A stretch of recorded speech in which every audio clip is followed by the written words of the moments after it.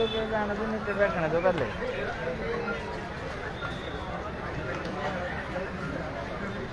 वाला तो जो बोला मैं ध्यान रखना तो अपना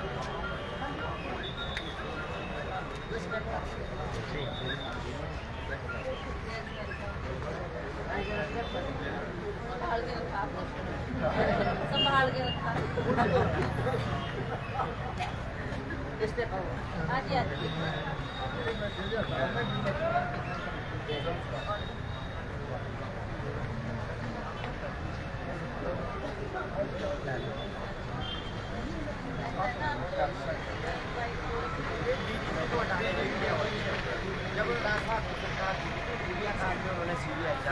तो उन्होंने डीजीपी को भेजा है और अपने जो एसपी थे उनको भेजा है। लेकिन ये आप आना ये एक जगह दे दो ना, स्पेस स्पेस ये आओ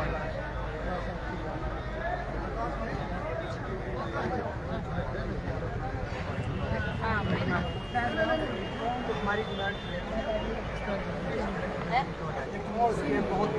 बहुत बड़ा ठीक है साहब एक आओ महाराज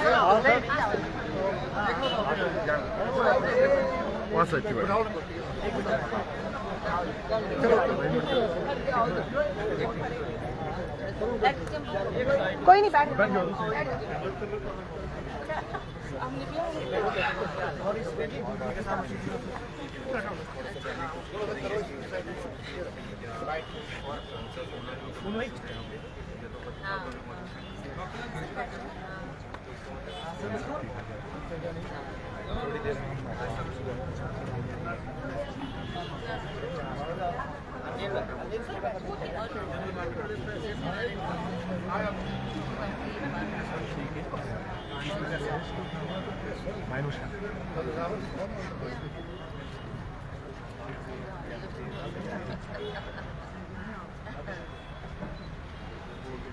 तो फिर ऐसा ना कि वो तो आए ना वापस कहाँ गया हुआ है? छुट्टी है जी कहाँ जाके आया देश की विदेश की कहाँ? जब से केस हुआ ना जी, जब से इनका पता लगा कि भी ऐसे केस का मामला सामने, इनके बाद वो छुट्टी पे ही है। और अभी जब 27 तारीख को ये पेपर 27 तारीख के बाद अभी जब हम हड़ताल पे तो 5 बजे से आई इससे पहले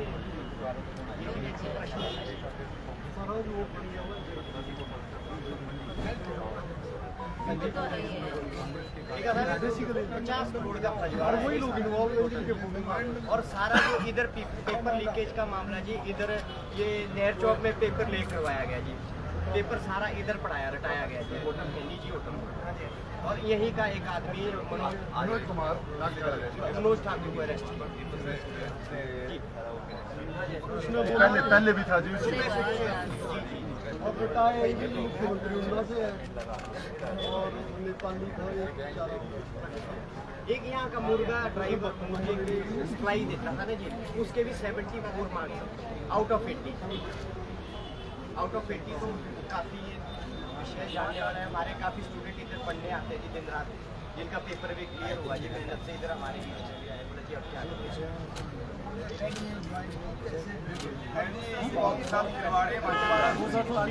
बहुत बड़ा सब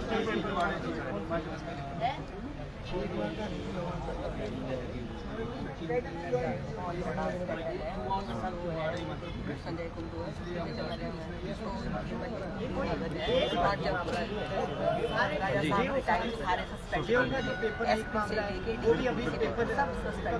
इन्होंने एक ही सस्पेंड नहीं किया। जेओ का आईटी का ना जूनियर वो भी पेपर लीक हो गया, लेकिन उसके ऊपर भी कोई अभी कार्रवाई नहीं की। तो पिछली जो भी भर्ती आई सारी लटकी हुई है, आज सारी कोर्ट में पड़ी हुई है। पिछले 5 साल जितनी भी है, बीच में कोविड काल आया था, जिससे इन्होंने रोजगार देने का कोशिश की, लेकिन इसके जब भी रोजगार देने का है सारे पेपर और सब में ऐसा है कि इनके द्वारा या कोई पैसा लिया गया बच्चों से, या जिन्होंने पास करवाया जी उनसे पैसा लिया गया। ये तो इसमें सब सरकार को मैम सबसे बड़ा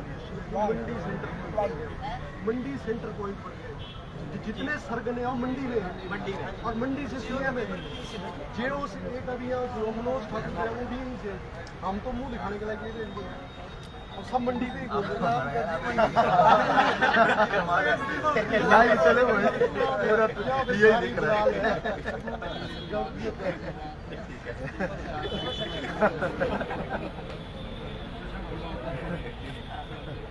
हर वक्त भी ऐसा तो युवाओं को रोजगार कैसे माँ बापों ने अपने गाँव से लाखों रुपए किया और क्या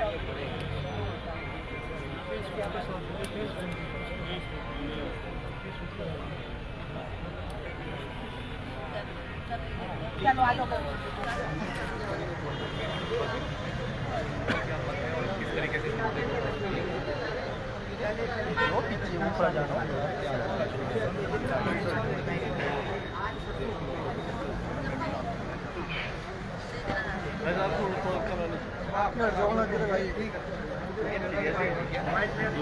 चलो जी रास्ते पे चलो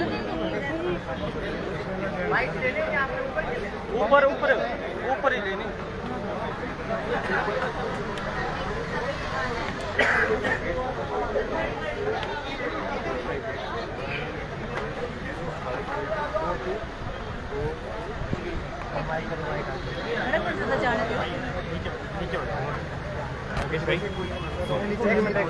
एक पूरे प्रकरण में बार बार पेपर लीक हो रहे हैं देश में।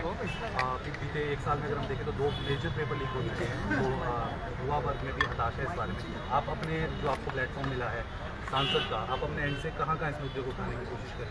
ठीक है, ये बहुत ही शर्मनाक बात है कि बीजेपी की सरकार के होते हुए ऐसे पेपर लीक के मामले बार बार हमारे सामने आ रहे हैं। हमने उस वक्त भी इसकी जांच की मांग की थी और ये कांग्रेस पार्टी के बोलने पर कहने पर अब इन्होंने सीबीआई जांच करवाई। इनको बहुत पहले इस बात का खुलासा हो चुका था कि ऐसा हुआ है, तब इन्होंने क्यों उसके ऊपर एक्शन नहीं लिया। इनके पुलिस डिपार्टमेंट के बड़े आला अधिकारी उसमें इन्वॉल्व है। नीचे स्तर तक इन्होंने ये जो घोटाला किया है, करोड़ों रुपए का ये घोटाला हुआ है। और इस तरीके से हमने बार बार कहा कि हिमाचल प्रदेश में कांग्रेस की सरकार रहते हुए कभी ऐसे वारदात नहीं हुए जो अब इनकी सरकार के कार्यकाल में ऐसे वारदात हमारे सामने आ रहे हैं। हमने उस वक्त आज से कम महीना पहले भी इसकी बात उठाई थी, सरकार से मांग की थी कि इसकी जांच होनी चाहिए। और जब चारों तरफ से इनके ऊपर दबाव पड़ा तब इन्होंने ये सीबीआई इंक्वायरी की। ये इन्होंने अपनी तरफ से नहीं इनिशिएटिव लिया। ये कांग्रेस पार्टी ने कहा कि सीबीआई की इंक्वायरी होनी चाहिए, तब दूध का दूध पानी का पानी होगा, तब इन्होंने ये जांच करवाई। आपका ये आंदोलन यहीं तक रहेगा कि इसे आगे भी आप एक्सटेंड करना चाहेंगे? नहीं भाई, यहीं तक क्यों, हम इसको केंद्र सरकार तक उठाएंगे और कहेंगे कि आपकी सरकार, बीजेपी की सरकार जो हिमाचल प्रदेश में, उनके कार्यकाल में ऐसे वारदात हो रहे हैं और उसमें जो पकड़े गए लोग हैं उनको सजा होनी चाहिए और वो खुलासा करे इस बात का इसमें कितने लोग इन्वॉल्व थे, गवर्नमेंट के कितने लोग, पुलिस के कितने लोग, और क्यों उन्होंने हमारे बच्चों के साथ, के भविष्य के साथ ऐसा बड़ा खिलवाड़ किया। आज पहले ही बीजेपी की सरकार ने कोई नौकरी नहीं दी, कोई ऐसे एवेन्यूज नहीं खोले जहां से बच्चों को रोजगार मिल सकता था, जबकि मोदी सरकार ने जब वो पिछली मर्तबा चुनाव लड़ रहे थे तो ये आश्वासन दिया था कि हम नौकरी भी प्रोवाइड करेंगे और जो हमारे देश के बेरोजगार लोग हैं उनके लिए हम 2 करोड़ रोजगार 1 साल में युवाओं को देंगे। पर आज 7 साल हो चुके हैं, मुझे नहीं लगता कि किसी भी स्तर पर इन्होंने रोजगार उपलब्ध करवाया। और जब ऐसे इंटरव्यू आते हैं तो माँ बाप को लगता है कि शायद हमारे बच्चे को कोई रोजगार मिल जाए। तो कैसे आर्थिक मजबूरी होते हुए, आर्थिक स्थिति उनकी कमज़ोर होते हुए भी उन्होंने बच्चों को पढ़ाने के लिए, उनको आगे लाने के लिए भरसक प्रयास किया। और जब ये हुआ तो उनको लगा कि शायद हमारे बच्चे को कोई रोजगार मिल जाएगा, पुलिस में उसकी भर्ती हो जाएगी। बहुत आशाएं थी माँ बाप को, पर आप जानते हैं कि आज ये खुलासा इस बात का हुआ है। और इन्होंने कांग्रेस के कहने पर, मतलब जब इन्होंने दबाव पड़ा कांग्रेस की तरफ से, तब इसकी सीबीआई जांच करवाई। मैम, पेपर लीक से हटकर सवाल है, पिछले कल मुख्यमंत्री जयराम ठाकुर चुनाव में आए थे, उन्होंने कहा था कांग्रेस ऐसा सोच रही होगी कि अब इस बार क्या उनकी बोला? कांग्रेस क्या? कांग्रेस ऐसा सोच रही होगी इस बार उनकी बारी है, तो वो गलत सोच रही है। नहीं, इसमें सोच की क्या बात है? इसमें सोच की क्या बात है? ये तो सामने ही दिख रहा है।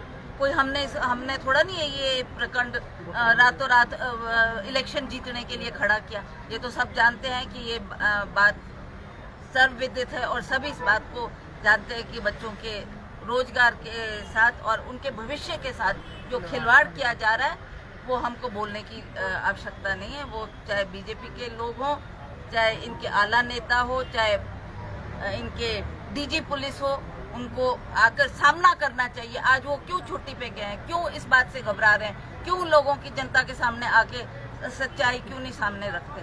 मेरा सवाल मैम चुनावों से रिलेटेड था। चुनाव आ रहे हैं और मुख्यमंत्री का सीधा कहना था कि जो चुनाव हो रहे हैं कांग्रेस ऐसा सोच रही होगी कि इस बार उनकी बारी है, जो एक बार सरकार चेंज हो रही है, इस बार ये ऐसे होने वाला नहीं है, ऐसा कहना था। सरकार क्यों नहीं होगा? हम जनता के दरबार में खड़े हैं। जनता ने इस बात का फैसला करना है। जनता इस बात का निर्णय करेगी कि उनको अगली सरकार कैसी चाहिए। ये जयराम जी नहीं बोल सकते कि कांग्रेस ऐसा कह रही है।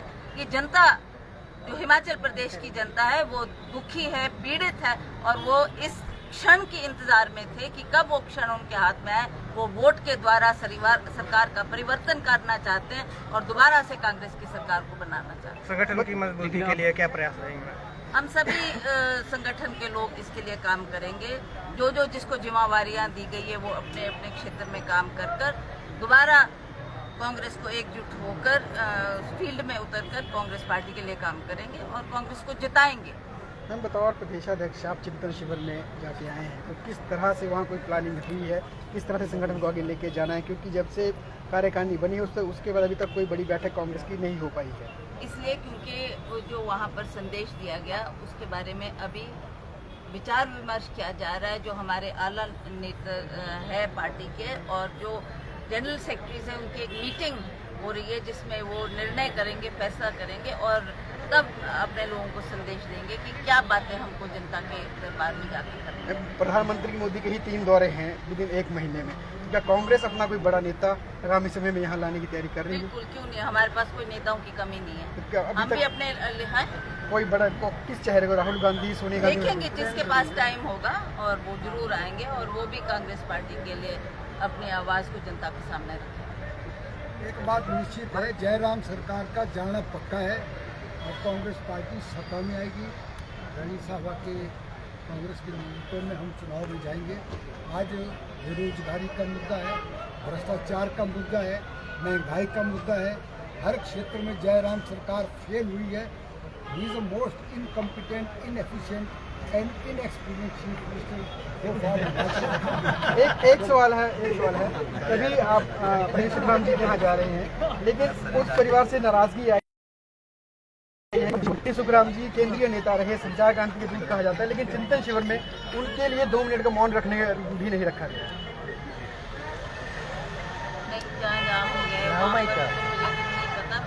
जहाँ भी हमने मीटिंग की लोग इकट्ठे हुए वहाँ पर अवश्य उनके लिए हमने श्रद्धांजलि शोक सभा की। सवाल ये था कि नेशनल लीडर माने जाते थे वो, लेकिन नेशनल लेवल का आपका चिंतन शिविर था, वहाँ उनके लिए 2 मिनट भी नहीं रखे जाते। वो ऐसा है, इसमें AICC का जब भी सेशन होता है, जो हमारी AICC के मेंबर रहे हो, AICC के सेशन में उनको श्रद्धांजलि दी जाती है, न कि चिंतन शिविर। ठीक है, थैंक